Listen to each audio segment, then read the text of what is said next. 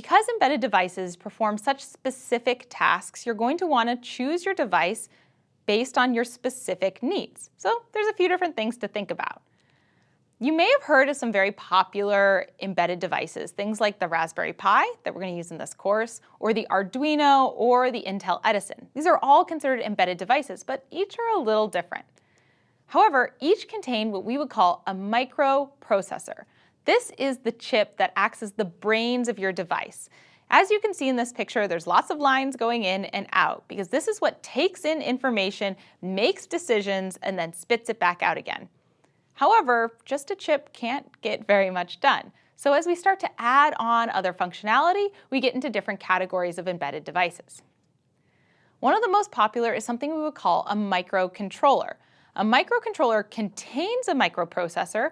In fact, it could have multiple microprocessors. It also contains lots of other things that make it a little bit more useful. For example, it probably has memory so that you can, say, do lots of different calculations as well as store your information for usage later. It also has input-output ports so that you can connect sensors and other sorts of things so that this little board can actually not only take in information, but output things to make decisions or control the world around it. One of the most popular examples of a microcontroller is something called the Arduino, as you can see pictured here. Now, one step up from a microcontroller is a single board computer. Now, this looks very similar to the Arduino, but it has a little bit more processing power and it includes an operating system.